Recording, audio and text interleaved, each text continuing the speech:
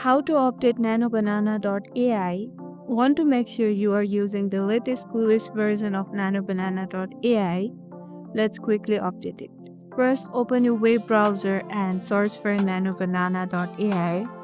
Since it's a web-based platform, most updates happen automatically on their server. That means whenever you log in, you are already using the latest version without needing to download anything. Pretty neat, right? But here's the tip.